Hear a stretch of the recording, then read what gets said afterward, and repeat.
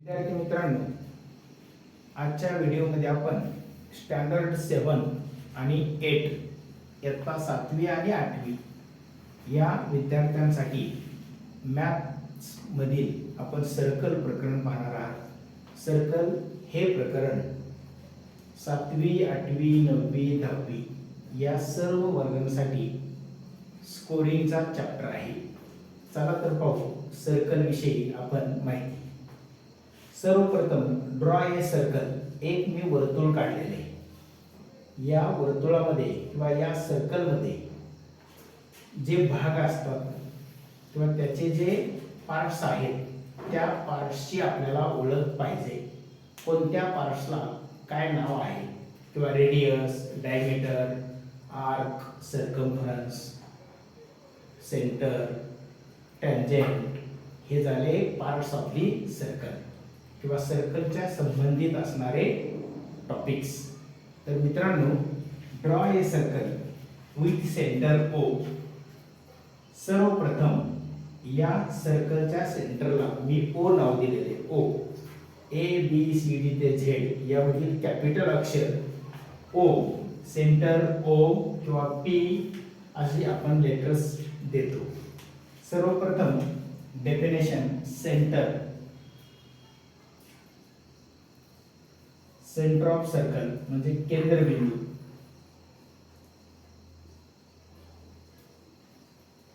केंद्रबिंदू ओके। तर मित्रांनो, विद्यार्थी मित्रांना मला कन्सेप्ट सांगण्यासाठी मी पुन्हा एकदा वाक्य रिपीट करतो। मधोमध असणाऱ्या बिंदूला किंवा मधोमध असणाऱ्या पॉइंटला सेंटर ऑफ सर्कल म्हणतात। या डायग्राम मध्ये जो सेंटर मध्ये जो पॉइंट दिसतो तो ओ आहे। याचा अर्थ O is the center of circle. O is the center of circle म्हणजे बिंदू O हा वर्तुळाचा केंद्रबिंदू आहे। आणि या सेंटरच्या कडेने जो तुम्हाला असा राऊंड दिसतोय, असा गोल दिसतोय, हातातली बांगडी, हातामध्ये असणारे कडे, पुन्हा टू व्हीलर, फोर व्हीलरची वाहनांची चाके या सगळ्यांना आपण सर्कमफ्रन्स म्हणणार आहे। याला म्हणतात सर्कमफ्रन्स म्हणजे परिघ। हा झाला परिघाचा कन्सेप्ट। हा जो राऊंड दिसतो याला आपण सर्कमफ्रन्स म्हणतो।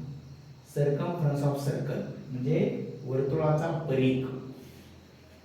नेक्स्ट डेफिनेशन आहे रेडियस म्हणजे त्रिज्या। आता यामध्ये आपण रेडियस म्हणजे काय किंवा कोणत्या पार्टला आपण रेडियस म्हणणार आहे। तर मित्रांनो, सेंटर पासून, या सेंटर पासून draw a line from center to circumference किंवा join center and circum point on the circumference. O पासून काढलेल्या लाईनला आपण रेडियस म्हणणार आहे। मग रेडियस तुम्ही draw a line O to B ही झाली रेडियस ऑफ सर्कल ओके।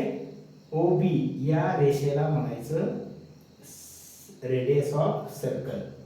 अशा रेडियस आपल्याला किती काढता येतात? तर याचं उत्तर आहे इन्फायनाइटली, अनंत, असंख्य काढता येतात, मोजता येत नाही। शॉर्ट मध्ये number of radius of circle is infinitely. वर्तुळाला अनंत त्रिज्या असतात। तुम्ही ओ पासून कोणत्याही दिशेला रेषा मारू शकता। ओ पासून बी वरती इकडे अशा आपण असंख्य लाईन काढू शकतो। कुठून काढायच्या?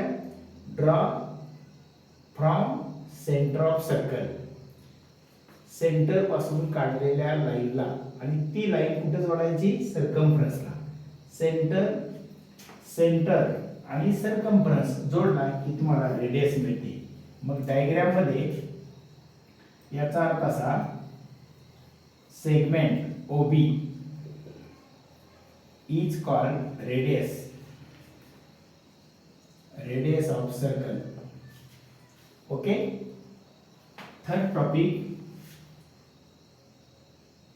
chord म्हणजे जीवा. ओके, जीवा. आता थर्ड टॉपिक आहे जीवा. दोन पार्ट समजले, centre of circle, radius of circle आणि सर्कमफरन्स ऑफ सर्कल. आता कॉर्ड. कॉर्ड म्हणजे जीवा. कॉर्ड म्हणजे काय? या सर्कमफरन्स वरचे कोणतेही दोन पॉइंट जोडायचे. याची डेफिनेशन अशी, join any two points of circumference.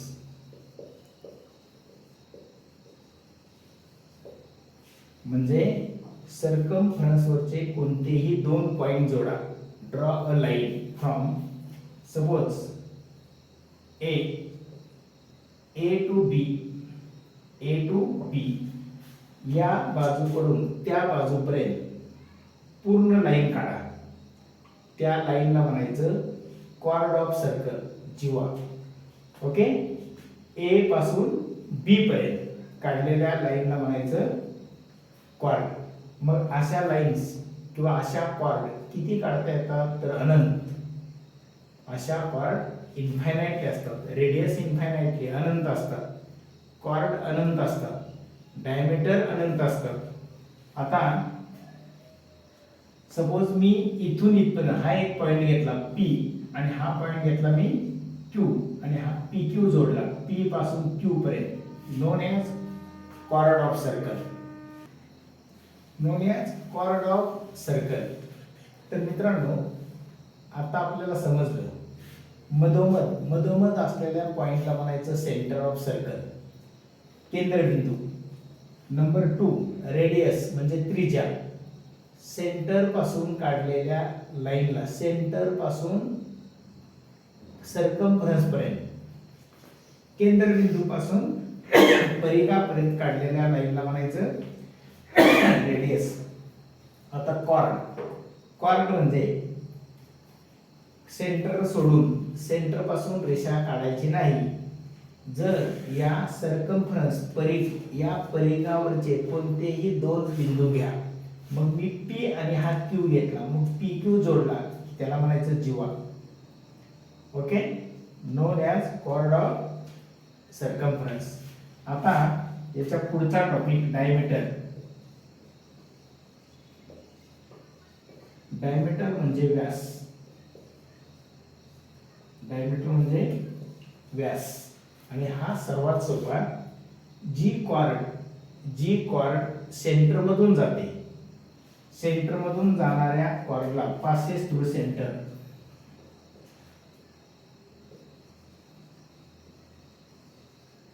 Pass through center. जी जीवा सेंटर मधून जाते त्या लाईनला म्हणायचं डायमीटर. सपोज हा पॉइंट आहे O, इकडे एक पॉइंट आहे आणि इथून मी लाईन इथपर्यंत काढल्यास याला म्हणायचं A आणि हा झाला C. AC ही लाईन कुठून जाते? सेंटर मधून. म्हणून AC is the diameter. AC is the diameter of circle. अशा पद्धतीने. मग रेडियस अनंत काढता येतात, कॉर्ड अनंत काढता येतात आणि डायमीटर देखील अनंत काढता येतात, infinitely. Next topic, arc. Arc of circle. Arc of circle म्हणजे कंस, वर्तुळ कंस.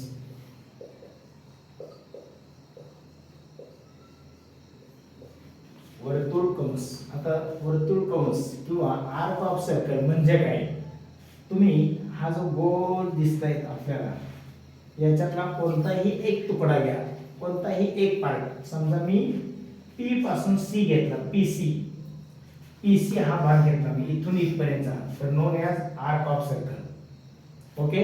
आर्क म्हणजे जो राऊंड आपल्याला दिसतो, जो परिघ आहे, जो सर्कम्फरन्स आहे, त्या सर्कम्फरन्सचा किंवा त्या परिघाचा कोणताही एक तुकडा किंवा पार्ट, त्याचा एक पार्ट बाजूला काढला की तो झाला आर्क ऑफ सर्कल. असे दोन आर्क असतात. छोटा भाग असेल तर तो मायनर आर्क, मोठा भाग असेल तर तो मेजर आर्क. लघु कंस आणि विशाल कंस. विद्यार्थी मित्रांनो, समजा मी हा भाग घेतला, ए पासून इथपर्यंतचा तुकडा घेतला, ए पासून बी, ए बी, ए पासून बी हा भाग जर असेल तर तो झाला आर्क ऑफ सर्कल. आणि तो छोटा भाग आहे, तो स्मॉल आहे, ए टू बी स्मॉल आहे. हा राऊंड जास्त आहे, ए बी टू बी. हा मोठा किंवा हा लार्ज, तो मेजर आर्क. आणि हा छोटा जो भाग आहे तो minor arc. A B is minor arc. म्हणजे ए बी हा छोटा भाग आहे म्हणून तो लघु कंस आहे. आणि ए बी जर लघु मायनर आर्क असेल तर हा इथून इथपर्यंत येणारा भाग असा येणारा, इथून इथपर्यंत हा झाला मेजर आर्क. मेजर आर्क इथून इथपर्यंतचा भाग. आणि हा भाग झाला मायनर आर्क. Minor arc. तर याच्यामध्ये ए बी आणि हाही भाग मोठा आहे. मग मी क्यू एक आहे, पी आहे, सी आहे आणि बी. मग यातलं कोणतंही एक अक्षर मी लिहिणार. A P B.